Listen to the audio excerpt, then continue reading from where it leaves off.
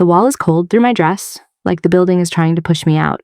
I pin myself to it anyway, diaper bag hugged tight to my ribs, knuckles aching around the strap. My pulse keeps skipping, then sprinting, every time laughter spills through the ballroom doors. His voice slices cleanest. Evan, bright, careless.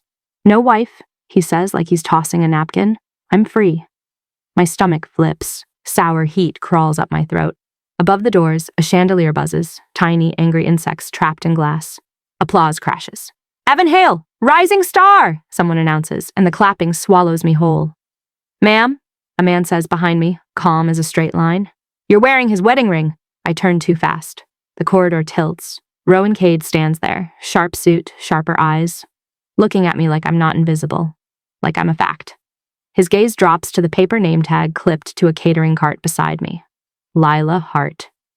"Interesting," he murmurs. "That name is on our sealed contract." Air locks in my chest. My fingers go numb. Rowan lifts a microphone, thumb tapping it once. The ballroom hushes like someone pulled the plug on a storm. "Evan," he says, voice carrying like a verdict. "One question. Why is your wife hiding in the back? My name is Lila Hale, 27. My body still feels like it belongs to someone else most days, soft in places that used to be firm, sore in places I didn't even know could ache. I can still smell formula on my shirt if I breathe deep enough. I came here tonight with one goal: stand behind Evan and clap when everyone else claps. Be the quiet, good luck charm, even if nobody knew I existed." The gala looks like money trying to sing. Gold light pouring off the walls, glasses chiming like little warnings, perfume sharp enough to sting my eyes, women in dresses that move like water, men in suits that don't wrinkle even when they laugh, and all those smiles, wide, perfect, empty, like masks glued on. I'm underdressed, not sloppy, just real. And I'm not ashamed of that. I'm tired, bone tired, the kind of tired that lives behind your teeth. Evan begged me to come. "Just in case," he'd said, kissing my forehead like I was a lucky coin. He even held the car door open, talked sweet, asked if I'd eaten. Then we stepped inside and he saw them, his influencer clients, his shiny new circle, and his whole face tightened like a drawstring. "Babe," he'd whispered, breath hot against my ear. "Just hang back, okay? Don't take it personally. I just need this to look a certain way." A certain way, like I wasn't part of the picture. And the sickest part? I know how he got here. I built the spreadsheets at 2 a.m. while Noah finally slept. I fixed the numbers when Evan forgot receipts. I rewrote emails so he sounded competent instead of cocky. I turned his messes into neat little miracles and watched him walk away with the applause. Tonight, in the hallway, I heard him call me a phase, like I was a hairstyle he outgrew. And our baby, my sweet boy with the dimple and the furious little lungs, Evan called him complicated timing. My mouth tastes like metal.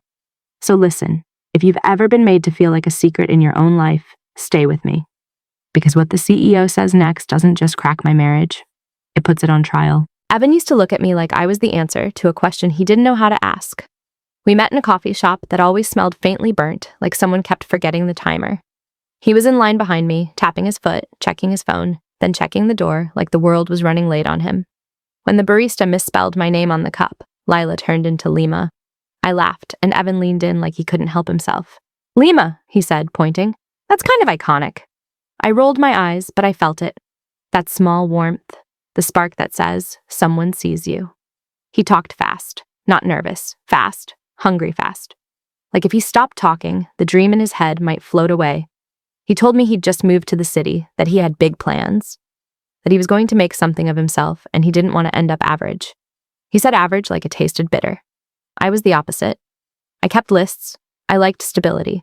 I believed in showing up, in doing the boring parts, in making a life that didn't crumble the second the wind changed direction. He asked me what I did, and when I said bookkeeping, he laughed like it was cute. "Numbers," he said. "Of course you do numbers. You look like someone who can fix things."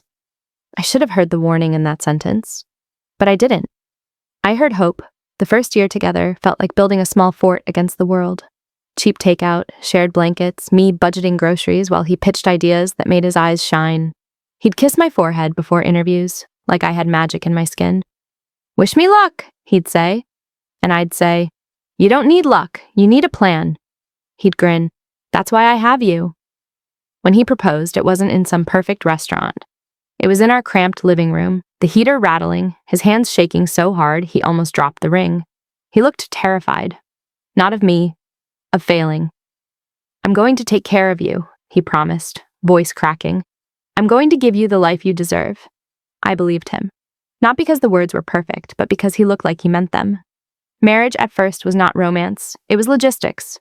It was me making spreadsheets for our rent and his investments. It was me reminding him to call his mom. It was me rewriting his resume when he got too proud to admit it needed help. He'd come home late and collapse on the couch, tie loosened, eyes glassy with exhaustion. I'd sit beside him, open my laptop, and ask, "Did they follow up?" He'd groan, "Can we not do this tonight?" And I'd swallow my frustration, because teamwork means sometimes you carry more weight and you don't keep score. Except I did keep score. Not in a petty way, in a survival way. Bills don't care about romance. Evan made mistakes. Small ones at first, missing receipts, forgetting deadlines, sending emails with the wrong attachments.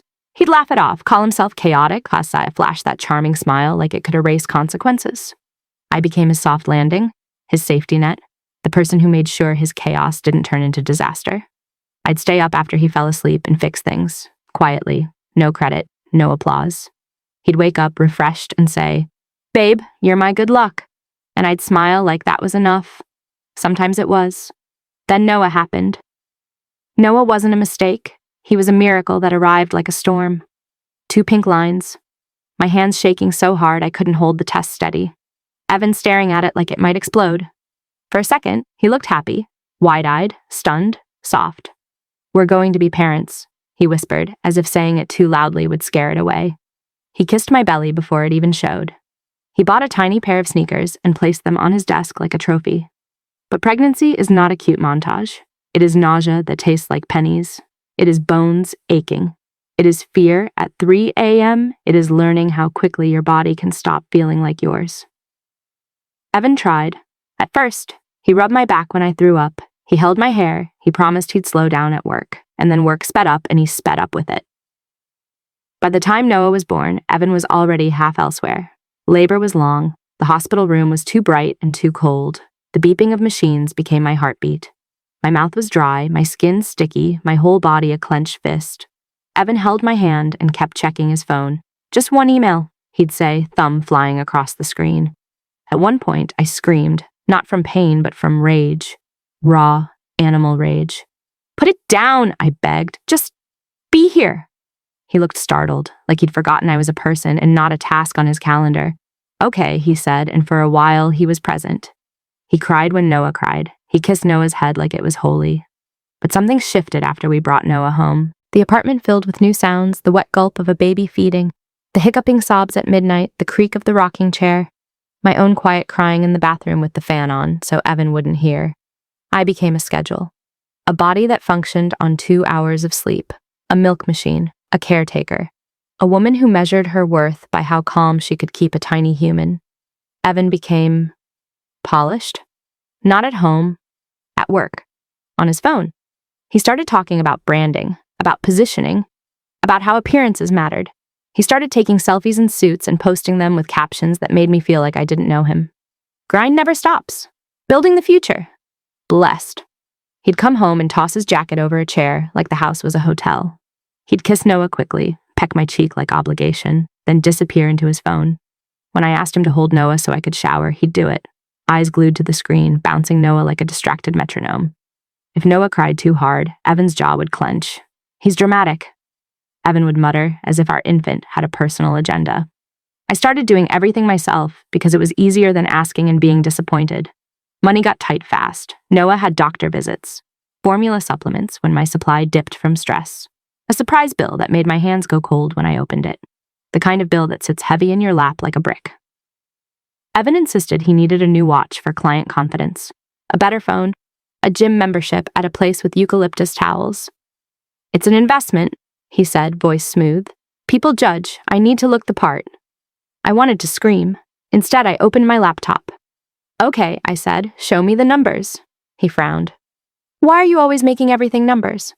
"Because numbers don't lie when people do." I picked up freelance work, quiet jobs, a small business here, a messy ledger there. I did it at night after Noah finally slept, the glow of my screen making my eyes sting. One evening, while Evan showered, his phone lit up on the counter. A notification. Calendar. Cade Foundation Gala. +1 discouraged. My breath caught. Discouraged wasn't the same as not allowed. It was a suggestion. A soft boundary. When Evan came out, hair damp, smelling like expensive soap, I held up my laptop. "What's this?" My voice sounded calm. Too calm. He barely glanced.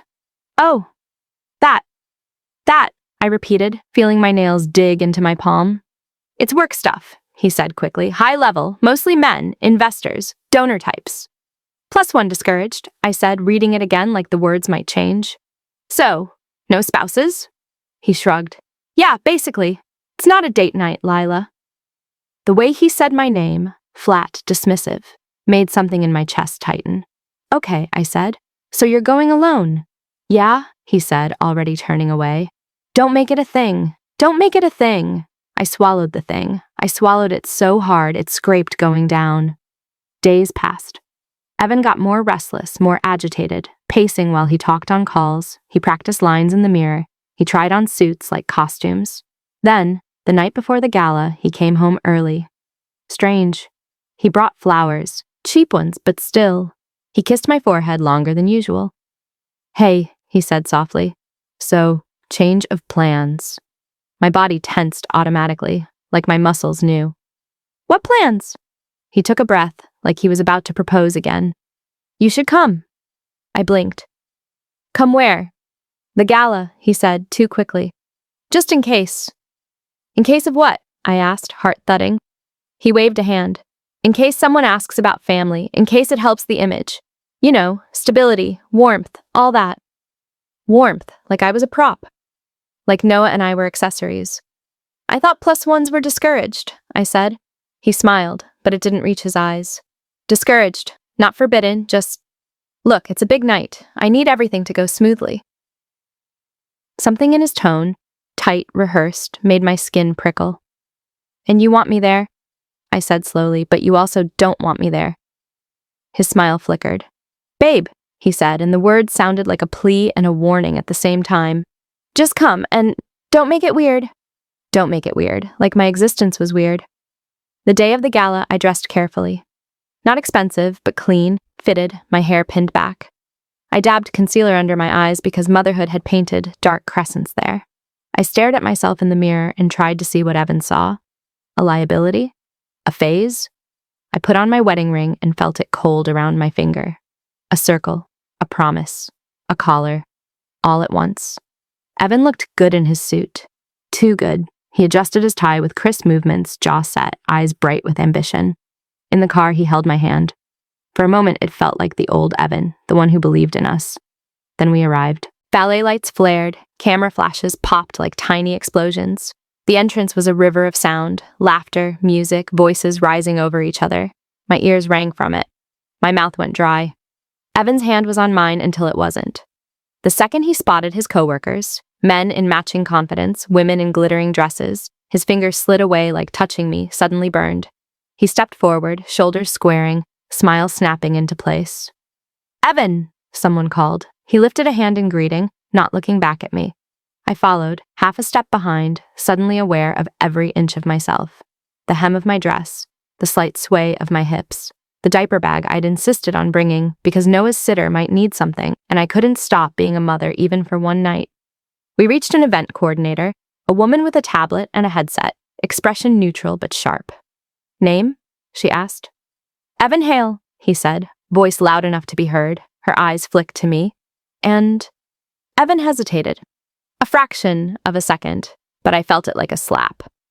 "This is Lila," he said. "She helps me sometimes." Helps me sometimes. Not my wife, not the mother of my child, not the person who held his life together with spreadsheets and sleepless nights. Just helps. The coordinator smiled politely and moved on, like I was background. My throat tightened. I forced air in through my nose. Slow, quiet. Don't cry. Not here. Evan leaned in. "See," he murmured. "Smooth. Smooth." I wanted to bite the word in half. We moved deeper into the room. Gold light everywhere. Smiles like knives. I heard my own heartbeat over the music. Then I saw it. The step and repeat photo wall. The place where couples posed, where people stood shoulder to shoulder, laughing like they belonged. Evan's face lit up. He angled toward it, drawn like a moth. A woman slid up beside him. Tall, sleek, hair like a glossy ribbon. She touched his arm like she'd been doing it for months. Evan laughed, full-bodied, loose, unburdened. It was the laugh he used to give me. He didn't look back, not once. And as he walked toward that camera-lit wall with her, I stood there with my diaper bag cutting into my shoulder, my ring cold on my finger, and the sick understanding blooming in my chest like a bruise. In his story tonight, I wasn't the wife. I was the secret. The woman beside Evan turns her head and the light catches her cheekbones like it was made for her. Sienna Vale. I don't know her name yet, but I feel it in my teeth, sweet and sharp, like biting into a sugared apple and hitting the hidden blade. She has that kind of polish, hair smoothed into place, lipstick that doesn't smudge, a little gold necklace that rests perfectly at her throat like it's never been tugged by a baby's desperate hands. Her laugh is soft, carefully measured, the kind of laugh that says, I belong here, and I know it. She slides her fingers over Evan's sleeve as if she's smoothing an invisible wrinkle, as if his suit is hers to maintain. A small, intimate gesture, ownership in miniature. My stomach drops so hard it feels like the floor drops with it. Evan leans in toward her, shoulder angled away from me like a door closing. His posture changes, chest open, chin lifted, eyes shining. He looks lighter, like the version of him I haven't seen in months is back, and he's giving it to her for free. I take a step forward, then stop. Because what would I even do? Walk up and say, Hi, I'm the wife you've been erasing. Smile while my throat burns? The air around the photo wall is warmer, crowded with bodies and camera lights. The flash pops again, white burst, after image on my vision. It's like being struck by tiny lightning over and over. Everyone is talking at once, overlapping compliments and business jargon and little laughs. Evan's co-worker, some man with a glassy smile and a too-tight suit, claps Evan on the back. Man, you're killing it, he says, then catches himself and laughs. I mean, crushing it. Evan laughs too. That loose, easy sound that makes my skin ache. Sienna tilts her head. Evan's always been focused, she says, voice smooth as satin. That's why he's going places. She says it like she's known him intimately, like she's been there for the late nights and the stress and the wins, like she's been in my place. I'm still holding the diaper bag. I can feel the strap biting into my shoulder, a thin, relentless pressure. I shift it, but it doesn't help. The weight isn't just the bag, it's everything in it. Wipes, bottles, the emergency onesie, the life I carry around because I can't trust the world to hold it for me. Evan's eyes flick to me for a second, just long enough for recognition to spark, then slide away. His mouth tightens, barely, like I'm a detail he forgot to edit out. A woman nearby, older, silver hair, diamonds like icy stars, leans toward Evan. So, Evan, she purrs. We never see you with anyone. Mysterious. Are you married to your work or what? My lungs seize. Evan doesn't even hesitate. He lifts his glass slightly and smiles like a movie star. Single, he says. No attachments, no drama. The words land in my chest like a thrown stone. For a second, I can't breathe. The room tilts. Sound goes fuzzy around the edges, like I'm underwater and everyone else is on the surface. Then laughter bursts out from the group. Bright, approving, harmless. Smart man, someone says. Keep it that way, someone else jokes. Sienna laughs too, small and sweet, and her fingertips brush Evan's sleeve again, gentle as a promise. My face goes hot. Heat climbs from my neck to my cheeks, so fast it feels like my skin is burning from the inside. My eyes sting. I blink hard, but it doesn't stop the sting. Milk-stained memories flash behind my eyes like a cruel slideshow.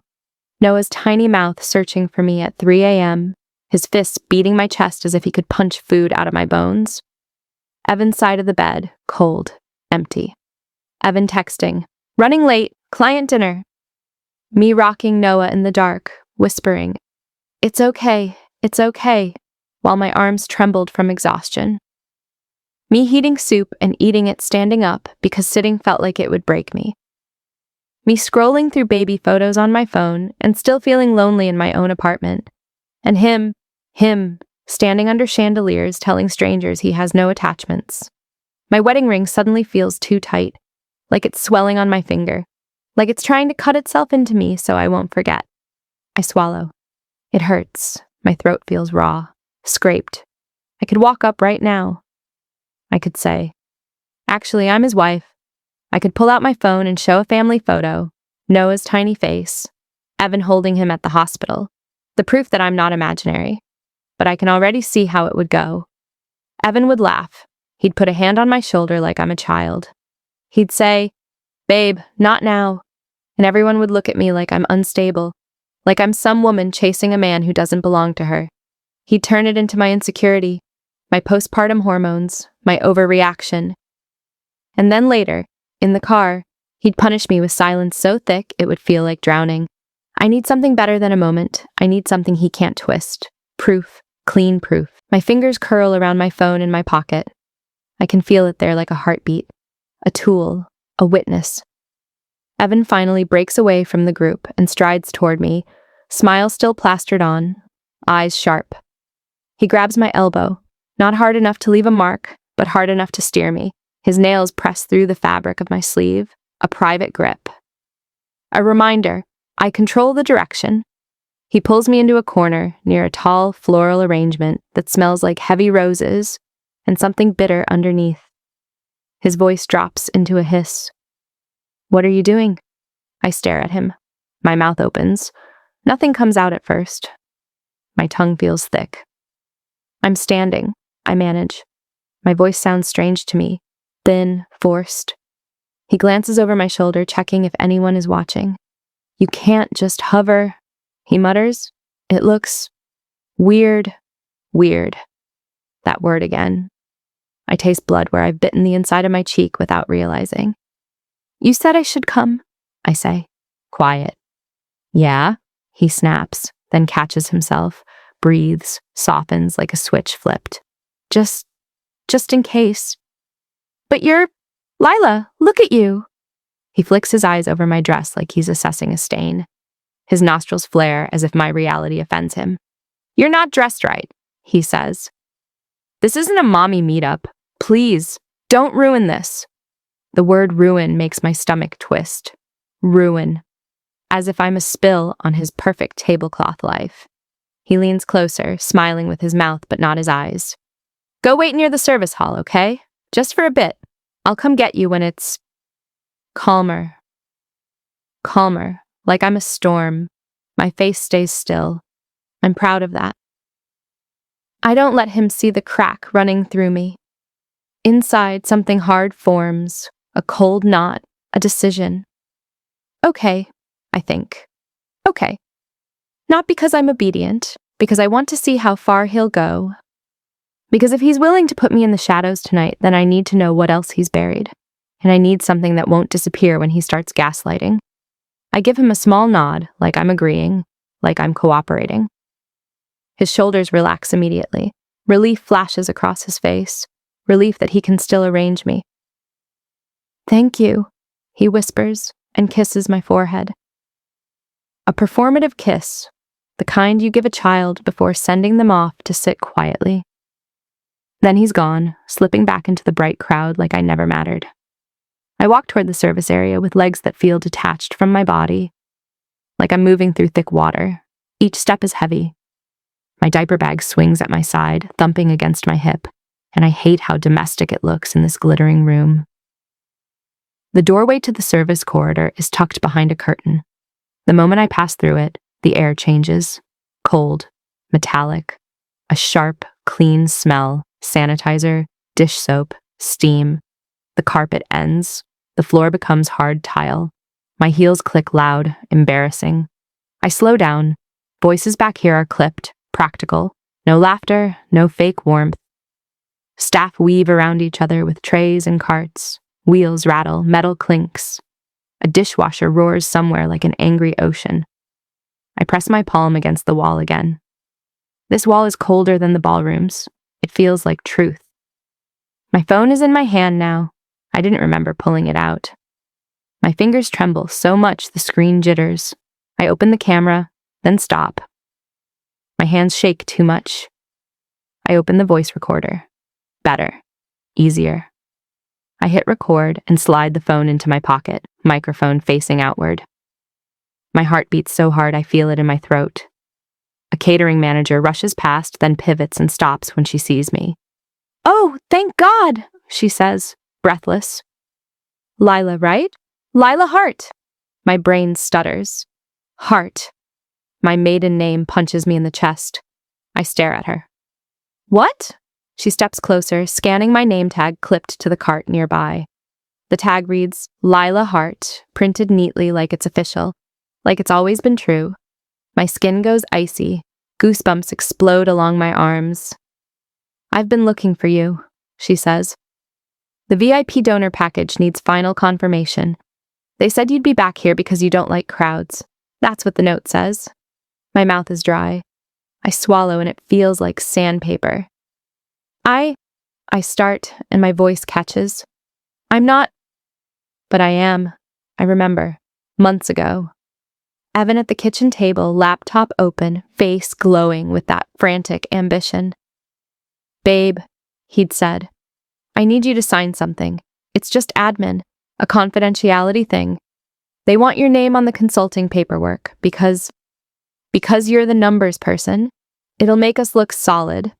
I'd been tired then too. Noah crying, bottles on the counter, my brain in a fog. "Just sign," Evan had urged, sliding the document toward me. "It's nothing." Nothing. My hand had moved across the paper, without thinking, signature flowing out of habit. Lila Hart. Because I hadn't legally changed everything yet. Because my maiden name still lived in some corners of my life, like a forgotten key. And now it's here. On a cart, on a tag, in a stranger's mouth.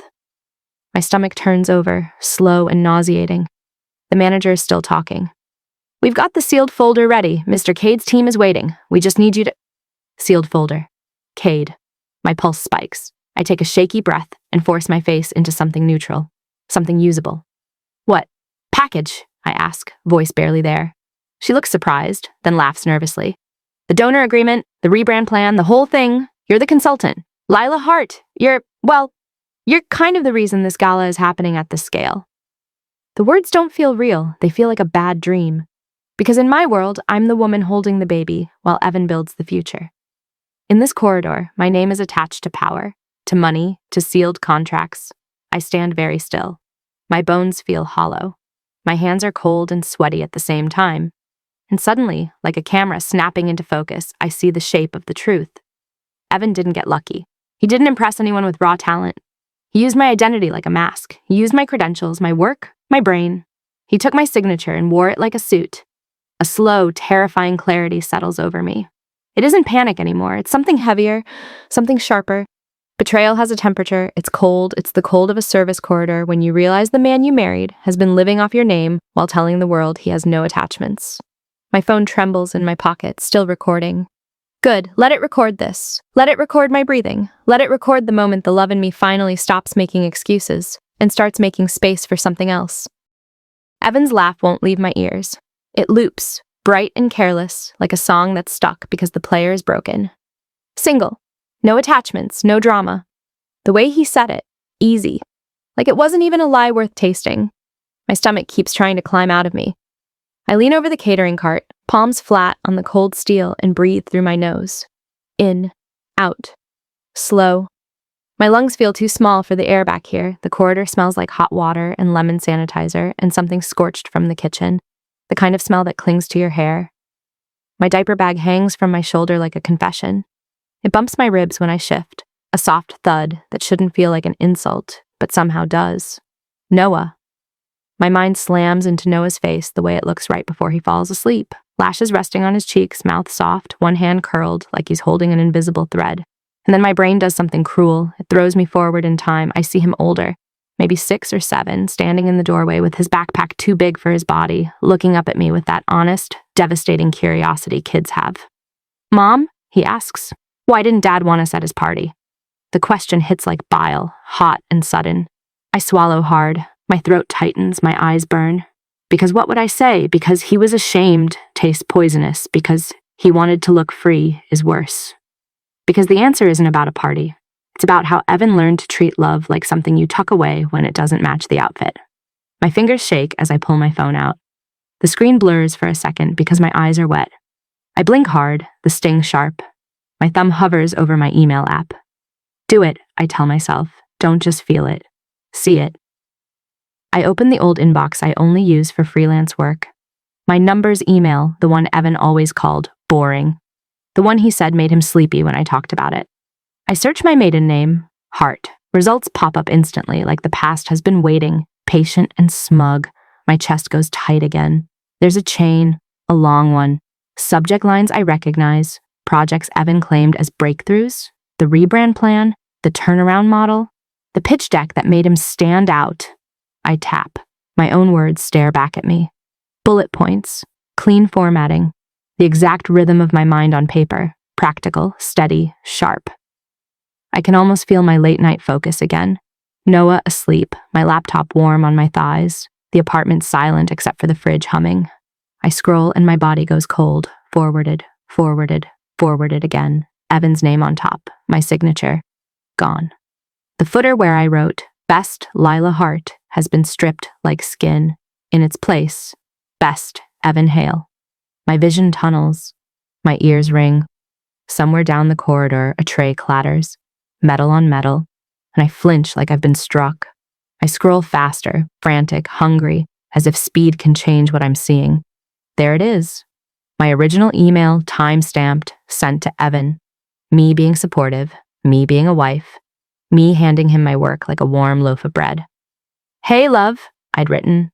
I tightened the numbers and rewrote the narrative so it sounds confident but honest. You've got this.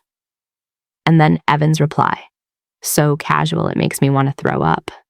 Perfect, you're the best. I'll send it from my account. From my account, like it was harmless. Like it was normal. My fingers numb.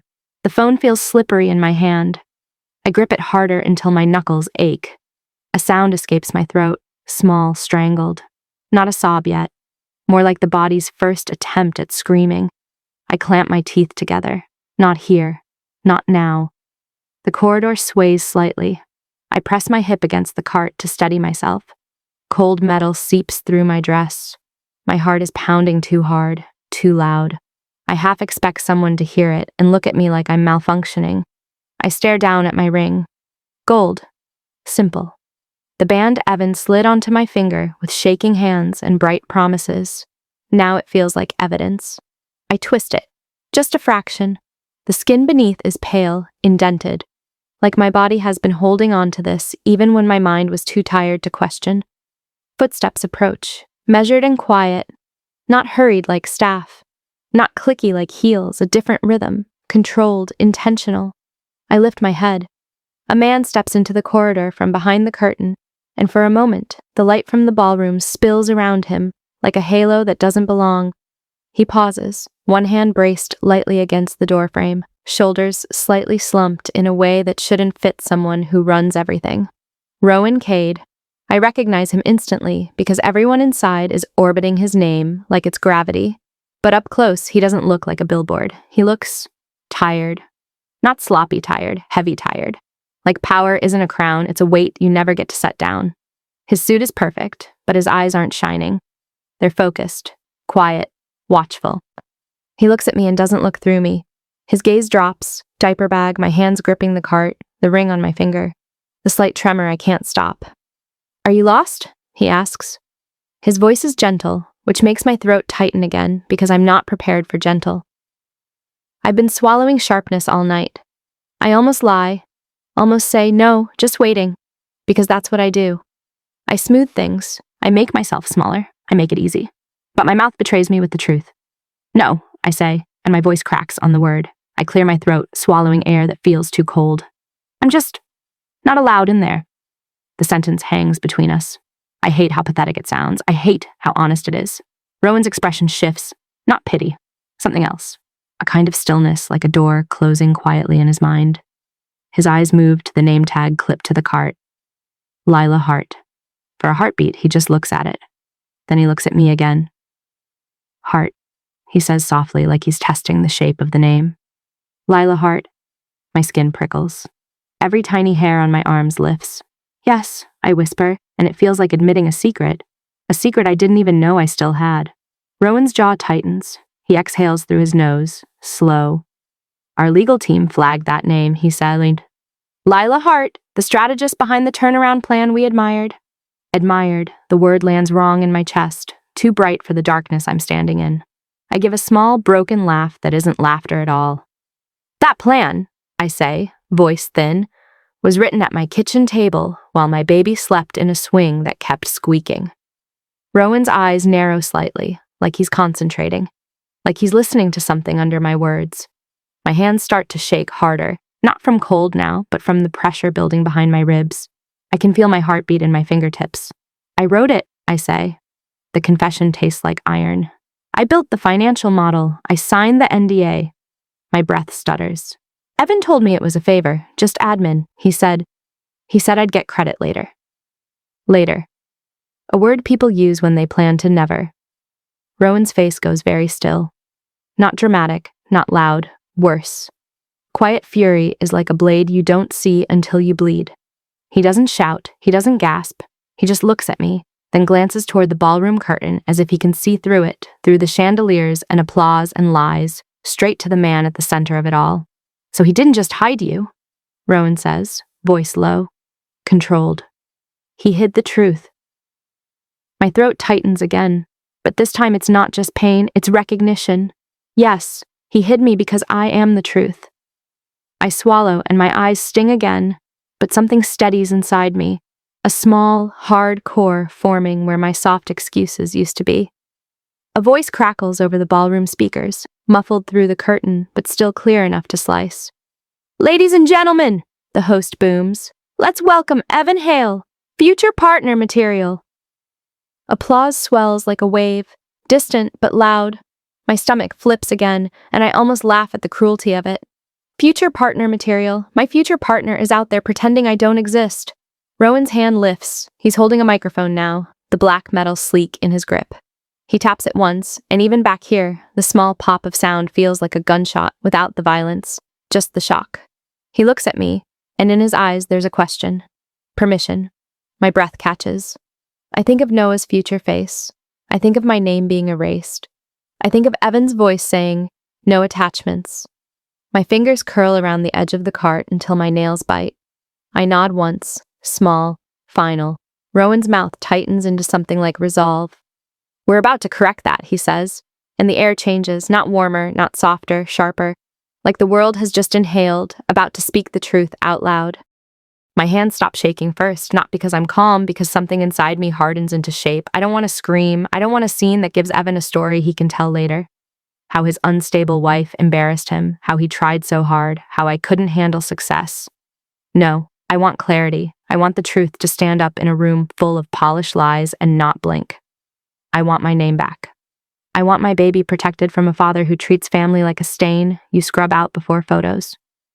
Rowan looks at me like he understands the difference between chaos and justice, like he's seen 100 people beg for revenge and ruin themselves trying to get it.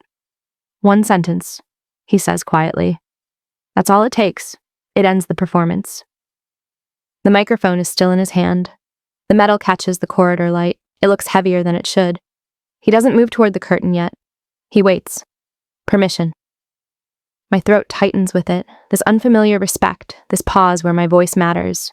I inhale. The cold air burns a path down my chest. No shouting, I say. My voice is steadier than my insides. No smear, no drama. The word tastes like Evan's mouth. Rowan's gaze doesn't flinch. Receipts, he says, and one undeniable truth. I nod. Once. Again, final. My phone is still recording in my pocket, warm against my thigh, like a living thing. I press my fingers to the fabric, feeling the rectangular shape, grounding myself. Proof isn't just documents. Proof is sound, tone, hesitation, the way a liar tries to sprint away from a direct question. Rowan turns toward the ballroom curtain. We step forward. The gap between corridor and ballroom is only a few feet, but it feels like crossing a border where I'm not supposed to exist. The gold light hits my face like a spotlight. The music pulses, laughter floats. The air out here is thick with perfume and money and something sour underneath. Ego.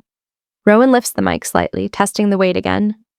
And then a man in a suit appears, moving fast, smile sharp like glass. "Mr. Cade," he says, too loud, too eager. He positions himself between Rowan and the stage like a friendly wall. "So glad you made it. Evan's been looking for you. Right this way." Rowan's eyes don't warm. I know where I'm going. The man's smile stays glued on. Of course, it's just protocol. Security prefers security. 2 guards near the curtain glance over, uncertain. Their posture says, "Don't mess up." Their eyes say, "Who's in charge here?" The man leans in, voice dropping. "Evan's the guest tonight," he murmurs, like it's a rule, like it's a leash. "We can't have surprises." Surprises. My stomach tightens because I know exactly who he means. Me. Rowan doesn't raise his voice. He doesn't have to. His calm is louder than the room. "I am the surprise," he says and steps to the side. The man tries to pivot with him, still blocking, still smiling like desperation can be charming. "Mr. Cade, just a moment." Rowan looks past him, gaze scanning the room like a knife searching for the seam. And that's when I feel it. Eyes on me. Not the good kind. Not curiosity. Recognition. Sienna Vale's head turns toward the curtain. Her smile freezes mid-shine. Her gaze lands on my diaper bag first, then my ring, then my face. And something flickers. Annoyance, calculation. A quick flash of contempt she tries to hide behind her lashes. She leans toward Evan. I see her mouth move. 2 words, maybe 3. But I know what she says because I've lived in Evan's orbit long enough to read the weather. "Your wife." Evan's head snaps around. His eyes lock on me like a hook catching skin. The bright, unburdened laugh vanishes. His face drains, then it floods, anger rushing in hot and fast. He strides toward me, cutting through clusters of people like they're fog. His coworkers part, confused, then curious, their smiles sharpen, their phones hover a little higher. Evan reaches the curtain and grabs my arm. This time it's hard enough to hurt. His fingers clamp down. My skin pinches between his grip and my bone. "What the hell are you doing?" he whispers, teeth tight. The pain is immediate, clean. It clears my head. I look at his hand on me. Then I look at his face. "You told me to wait," I say softly. His eyes flash. "You're being pathetic," he hisses, following me around like some... He stops himself. Not because he's kind, because we're in public. Because he remembers the audience. His grip loosens by a fraction, just enough to pretend it's not control. Then his whole posture shifts. He smooths his expression like he's wiping a spill. His voice turns warm, intimate, meant for my ears only. "Babe," he says, a whisper of affection he hasn't earned in months. "Not here. You know I love you." My stomach turns. He squeezes my arm again, gentler now, like a caress, like a lie dressed as comfort. "You're just emotional," he adds, soft and patronizing. "Okay, you're tired. You've been with the baby all day. Let's not do this." Emotional. The word lands on my tongue like ash. I can feel a tremor in my legs, the body's instinct to fold, to comply, to survive the moment by shrinking. My skin prickles. My pulse bangs in my ears, but then I remember his voice. Single. No attachments. No drama. I take a slow breath. The air tastes like champagne and perfume, and my own fury. I slide my phone a little deeper into my pocket so the mic catches everything. My thumb presses the screen once, just to be sure it's still recording. Then I lift my eyes to him, calm as I can make them. I don't accuse him of everything. I don't list the nights, the bills, the stolen emails. I ask one question. Simple. Direct. The kind of question that makes a liar trip over their own feet. "Then why did you say you were single?" His face twitches. For half a second, the mask slips and something ugly shows. Panic, calculation, the quick mental scramble of a man searching for a door that isn't there. He starts and his throat bobs. "I didn't. Lila, you're hearing things." I don't move. I don't blink. My calm makes him louder. "It was a joke," he says, voice rising. "It's networking. Everyone says things. You don't understand how this works." The words come too fast. His eyes dart toward the crowd behind me. Toward Rowan, toward the security guards who are watching now, unsure who to obey. Evan's jaw tightens. He tries again, softer, like he's coaxing a skittish animal. "Come on," he whispers. "You're going to make me look bad." There it is. Not hurt, not love. Image. Rowan steps closer. He doesn't shove, he doesn't posture. He simply places himself between Evan and me, like a door locking. Mr. Hale, Rowan says politely, and somehow the politeness is colder than rage. One question. Evan's eyes flare with irritation. He forces a smile that looks like it hurts his face. Mr. Cade, Evan says, breathless, eager to recover. So glad you're here, Rowan doesn't let him finish. Are you married to Lila Hale? The room seems to quiet around us, like sound is being sucked out. Even the music feels farther away. I hear the clink of a glass somewhere, the tiny scrape of a shoe on the floor. Evan laughs too loudly. What? He says, like the question is ridiculous. No, of course not. My stomach drops anyway, even though I expected it. Even though I prepared for it. It still hurts. Rowan's eyes don't change. Answer again, he says, still calm. Are you married to Lila Hale? Evan's smile shakes at the corners. He glances at me, quick, sharp, like a warning, like a promise of punishment later.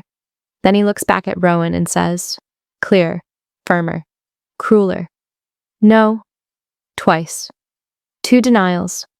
2 blades. I feel my ring like a bruise. Rowan nods once, like he's filing paperwork in his head. Understood, he says. Evan exhales, relief starting to bloom in his face, as if he thinks he's won, as if denial is a shield, as if the world runs on what he says instead of what is true. He leans toward me, voice low, satisfied. See? He whispers. Stop. You're embarrassing yourself. My mouth goes dry. But my hands are steady now. Rowan turns slightly and his gaze flicks to me, another silent question. Are you ready? My chest tightens. I picture Noah again, older, asking why he was hidden. I picture my emails, my signature erased. I picture Evan's mouth saying no attachments, while my body is still marked by childbirth. Ready? Rowan lifts the mic and begins to walk. He doesn't hurry. He doesn't fight. He simply moves. And people instinctively step aside because power doesn't always need to shout. Sometimes it just walks and the room rearranges itself. Evan follows, a half step behind, trying to regain his charm, trying to latch on to Rowan's presence like a badge. Rowan lets him. He lets Evan believe he's walking toward a deal, toward applause, toward victory. We pass the step and repeat wall. The camera flashes pop. The room seems to sense something shifting, like a storm forming under the chandelier's glow. Conversations slow, faces turn, smiles pause mid-performance. Rowan steps up near the stage. The host beams, microphone in hand, oblivious and thrilled. Mr. Cade, what an honor! Rowan taps his mic once. The sound thumps through the speakers. The room hushes. My pulse spikes anyway, even though I've been holding this moment inside me for minutes that felt like hours. My skin prickles, my palms dampen, my mouth tastes metallic. Evan stands tall beside Rowan, chest puffed, ready to be praised. He has no idea. Rowan's voice slides into the silence like a blade wrapped in velvet. Evan, he says, almost warm, almost congratulatory. Congratulations! Evan's smile widens. Rowan pauses, just long enough for the room to lean in. Just one line, Rowan continues, calm as a verdict. Before we sign anything tonight. The room is so quiet I can hear my own blood. Rowan holds the microphone like it's nothing, like he hasn't just gathered every gaze in the building and pinned it here, to this moment. Evan stands beside him, smiling too wide. His eyes glitter with that hungry certainty, like he's about to be crowned. My stomach churns anyway. My skin is cold under the warm lights. I can taste champagne in the air even though I haven't touched a glass. Rowan's voice doesn't rise. It doesn't tremble. Evan Hale cannot represent this company because he's been lying about his wife, Lila Hale, the author of our plan. The words hit like a sudden drop in an elevator. For half a second, nobody moves. Like the whole ballroom forgets how to be human. Then the sound returns in pieces. A sharp inhale. A glass clinking against another. A low ripple of murmurs spreading outward like a crack in ice. Phones lift, one by one, like praying hands, except nobody's praying. They're recording. Sienna's smile collapses. It doesn't fall off all at once. It fractures, tiny, controlled breaks at the corners of her mouth until she's staring at Rowan like her brain can't make the math work. Evan laughs, too loud, too bright, the laugh he uses when he's cornered. Okay, he says as if this is a playful roast at his bachelor party. Wow, funny. Mr. Cade, come on! Rowan doesn't look at him. He looks past him, toward the side of the stage where a woman in a black suit steps forward with a slim folder and a tablet, legal calm in human form. My pulse thuds against my ribs, harder now, like it's trying to break out and run. The woman turns the tablet toward the audience screens. The gala has those big, glossy displays, screens meant for logos, donor names, applause prompts. Now they show something else, a document header, crisp, official. And there it is, Lila Hart. My maiden name sits there like a ghost dragged into light. My mouth goes dry so fast my tongue feels stuck to my teeth. A wave of heat rushes up my neck. Not embarrassment, not shame, recognition. This is mine. The legal counsel scrolls. Email metadata appears. Dates, sender lines, timestamps. My words, my structure, my late-night grammar. The pieces of my mind I gave away, thinking love meant sharing. And then the forwarded chain. My original email. Then Evan's version. My signature removed. His name grafted on like stolen jewelry. The murmurs sharpen. People start whispering each other's names like they're trying to confirm they're seeing it right. Evan's face changes. The smile stiffens, then wobbles, then fights to stay. His eyes flick from screen to Rowan to the crowd, like he's searching for a friendly face to save him. He finds none. Team effort, he says quickly, palms up. We're a team. My wife, Lila, she helps me sometimes, sure, but helps me sometimes. The words land like spit. My stomach flips again, but this time it's not just pain, it's anger, hot, clean, focused, like a match struck in a sealed room. Rowan finally turns his head. He looks at Evan like you look at a stain you didn't expect to find on something expensive. He speaks to the room instead. If he lies about the person who built his life, Rowan says, voice calm, what else will he lie about to build a business? That sentence doesn't sound loud, but it roars anyway. It sinks into the crowd. People straighten, faces harden. The donors, those polished, smiling faces, start to look at Evan differently. Not impressed, not amused, disgusted. Evan's throat bobs. His hand goes to his tie like it's choking him. I stand there at the edge of the stage lights, feeling the world tilt toward me like gravity has switched directions. My legs are shaky, but my spine feels taller. I step forward. Not because I feel brave, because if I don't, the moment might swallow itself. Because I refuse to be the silent proof while others speak for me. The light catches my dress. Simple fabric, not glittering, not expensive. I feel every inch of my realness, the slight softness in my belly, the ache in my shoulders, the diaper bag strap that has left a red line across my skin. I'm not glamorous. I'm real. And for the first time tonight, I don't apologize for it. My voice comes out steady, surprising even me. I didn't come to ruin you, I say, looking straight at Evan. My chest tightens, but I keep going. I came to stop you from ruining the truth. A hush falls again, different from before. Not shock, respect. Evan's eyes flash, anger, fear, something pleading, and for a second I see the old Evan beneath the polish, the boy who wanted to be more than average. Then it twists into something uglier, because he chose this. Rowan lifts his mic again, and the room stays quiet as if it's waiting to be instructed.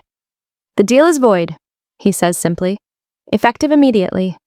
No drama, no shouting, just a door closing. The host's face goes stiff, then he recovers with the desperate professionalism of someone trying to keep a ship from sinking. He clears his throat. Ladies and gentlemen, he says, voice a little too bright, let's acknowledge the real strategist behind tonight's work, Lila Hart. My name echoes through the ballroom. Hart! My throat tightens around it. It feels like stepping into a skin I used to wear before I became someone's wife, someone's background, someone's help.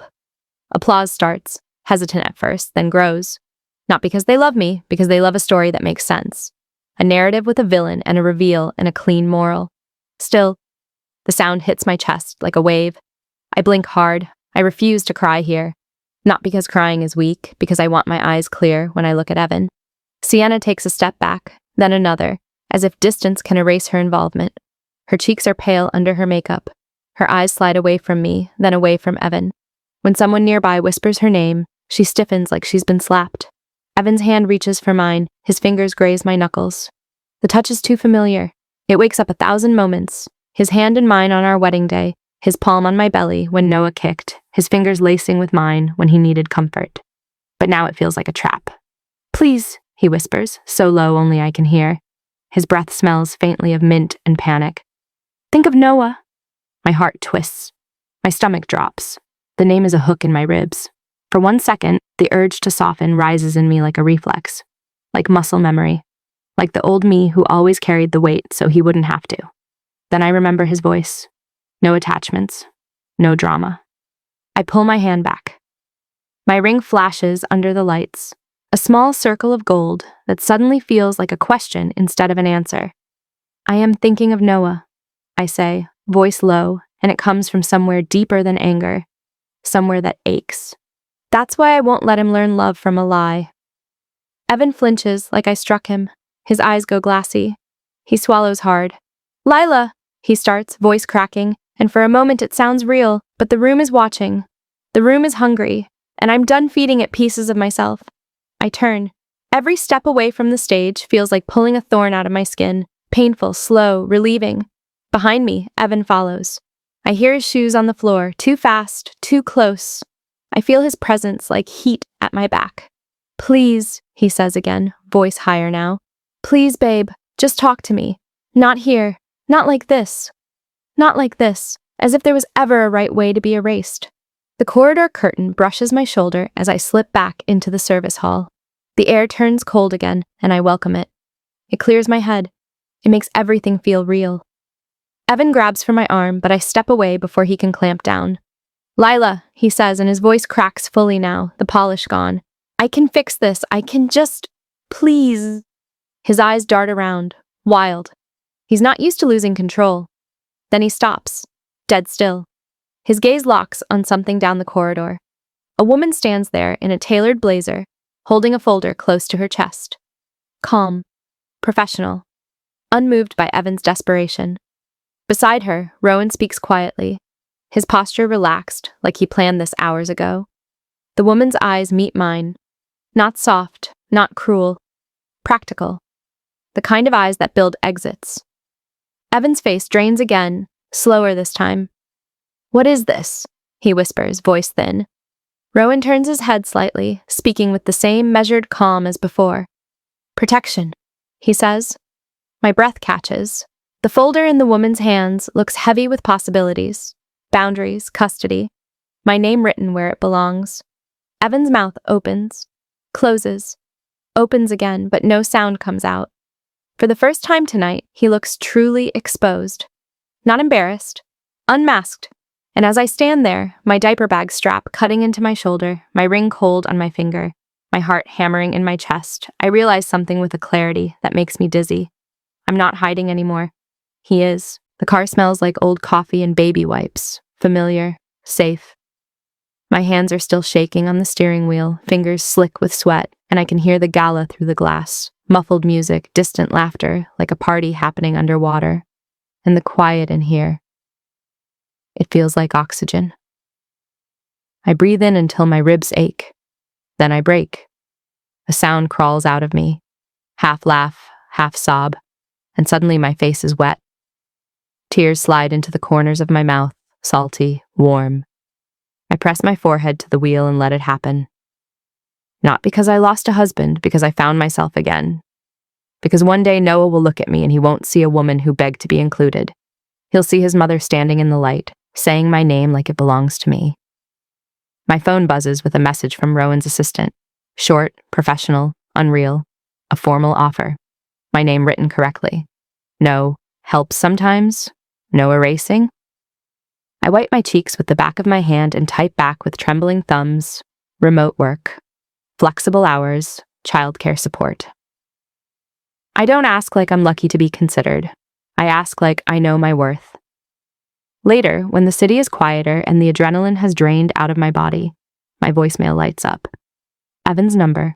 I let it play without putting it to my ear. His voice is cracked, soft, full of apologies wrapped in excuses. He says he panicked. He says he was trying to protect our future. He says he loves me. I stare at my wedding ring until my vision blurs again, then I slide it off. My finger feels naked, lighter, like it can finally breathe. I don't call back. I open the folder.